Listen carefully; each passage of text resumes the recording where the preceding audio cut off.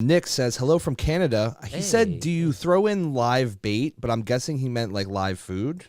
Right. So we try not to feed live when we don't have to, but I also do feed live to a lot of our ball pythons. And if they feed frozen, we're going to feed them frozen. But to be successful with ball pythons, it's very difficult to feed just frozen, to be totally honest with you, because it's about food. They go off of food a lot, and it's hard to entice them to keep going when you have a larger collection of ball pythons. So it's easier to feed live. Other than that, I still, like the Reptarium, 99% of the animals eat frozen. Very few eat live.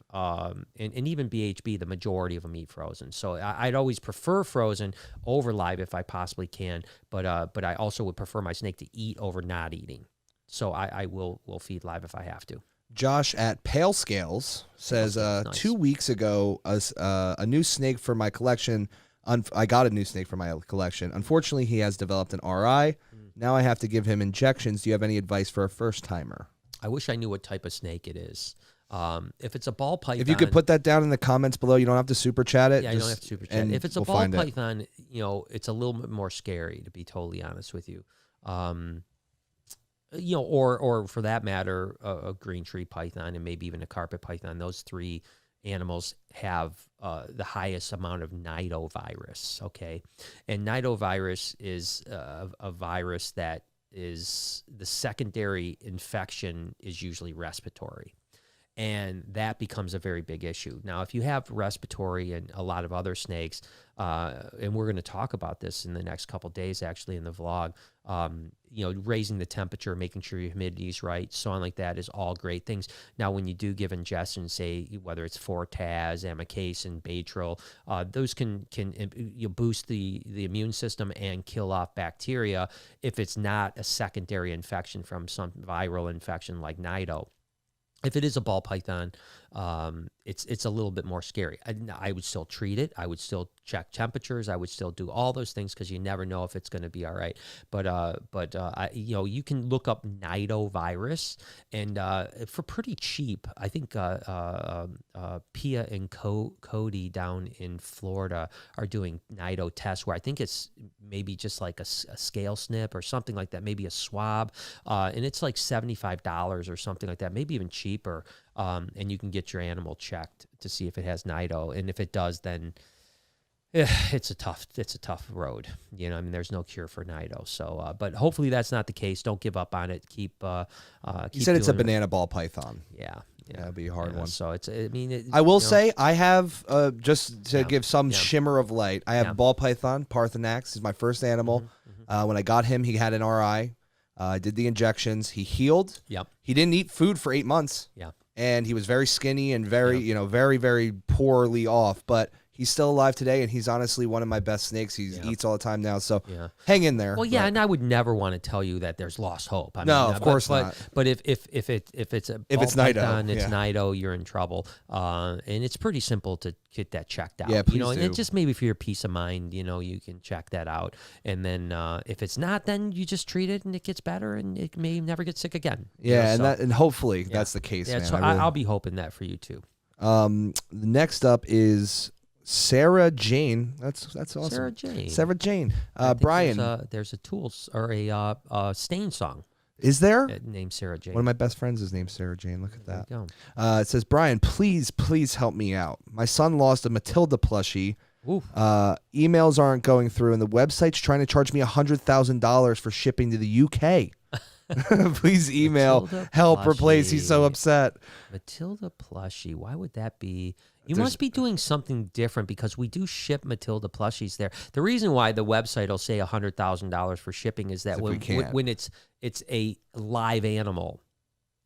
So definitely email sales@BHB Reptiles. Just do that one rather than Reptarium. If you go sales to bhbreptiles.com, it goes to Beth, and Beth will 100% take care of you, and we will get you taken care of 100%. Don't worry about it. But I think it's just maybe some glitch on your end with the website, because we do that with international shipments. A lot of times people will try to buy a snake internationally, and we don't ship international because you need permits and all kinds of other stuff. And so we just have the shipping is like $100,000. It's just unfortunate the way our website works. There's no way for us to say, sorry, we don't ship to you.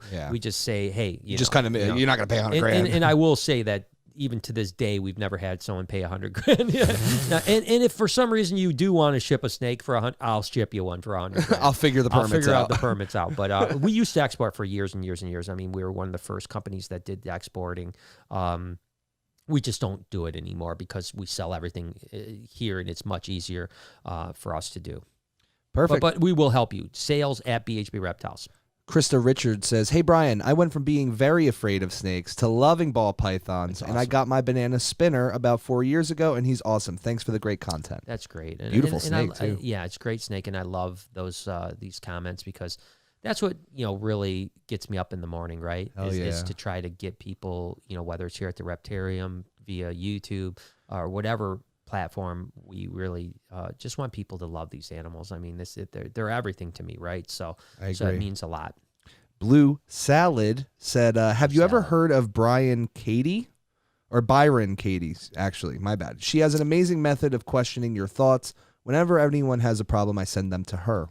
Byron Katie. Katie. I will look that up. I have not heard. So thanks for the info. But I'm a big person that believes in self-help, books and videos and teachings everything else. So yeah, I could probably use it because, like I said, I've had a little bit of a off couple days, which is it's always disappointing, right? Because it feels like you're making so much progress for a period of time and you're doing better, and then all of a sudden when you take a step back, it makes you feel like, oh my gosh, am I ever going to be better again? And now, with that in perspective, Tuesday I had one of my best days I've had. I mean, I had a great day on Tuesday. Wednesday was an okay day. Thursday started to fall off a little bit. Well, not a little bit. I had a really bad day Thursday. Yeah, Thursday. Yeah. And then Friday was a little bit better. And then today's not so good again. So I'll look that up. But listen, I'll be okay. I'm going to get through it. And you're going to be 100% better, baby. Yeah, we will. I mean, it's just when you take step back, it does. Well, it feels like a bigger step too, right? It does feel, it does. But I'll be okay. And I want to continue to keep inspiring people to be okay, because a lot of people, hey, we're living in a scary time, man. I mean, the craziest, especially in time, America. Especially in America. I mean, we not only have what's going on with the global pandemic, but we also have this crazy election bipartisan / weird stuff. You don't know what's going to happen tomorrow. People storming the capitals. I mean, it feels like we're in a different world. It's wild. It's a very unnerving time to live. So, but we'll all be okay. We'll pull through together, guys. Yeah, and we're going to celebrate like no other, man. I mean, you ain't kidding, 2021 is going to be the start of the roaring 20s. I promise. I know, because I'm done with the boring 20s now, dude. Yeah, exactly. We got it. Maria's Philimov says, "Hi, Brian and Jay. How are you guys doing? Wanted to say hi, show love and support. How's your weather and temperatures? We're in the 30s up here." Brr. I wonder where up there is. We had a beautiful day today. We saw something that we didn't know what it was. I still have no idea. We're like, what is that yellow thing that's is glowing in the sky? It's hot. It's warm. It's warmth that gives life. My ancestors talked about this. So we've been really gloomy this year, like really more gloomy. Than normal. Last year was, most years, this is one of the gloomiest winters I can remember. Today was a really nice day. It was not 100% clear skies, but like beautiful clouds, mostly clear skies and sun, and we were about 40, low 40s. So we're beautiful. It's been a decent winter so far. We've had snow and we've had no snow. So, yeah, literally, it'll snow, guys, like twice, 3 times a week, but then the snow's gone within 45 minutes. It's crazy. Not saying what the next 2 months is going to bring, because we never know what's going to happen, but the last 8 or 9 years here in this part of Michigan, in the Detroit area, probably 80% of the winter, there's no snow on the ground at all. Yeah. We get snow, it melts. It gets snows, it melts. It's crazy. And so it's nice, really, because we do get the ability to have snow, and it's cold enough to where, like Mount Holly, if you're into skiing, it's just 35 minutes away from here, and they have artificial snow, and it's cold enough for it to stay. So you can go skiing if you want, or you can go up north to Boyne, which is about 3 hours from here, and that's cold enough. Go to the ice caves, ice caves. So I mean, it's kind of got, you can get, like, our area is usually more mild, and then the rest short drive. I mean, literally within an hour and a half, 2 hours, you're going to have snow. Yeah, 100%. So no, weather's been good. Damn, son. Can we rail this in?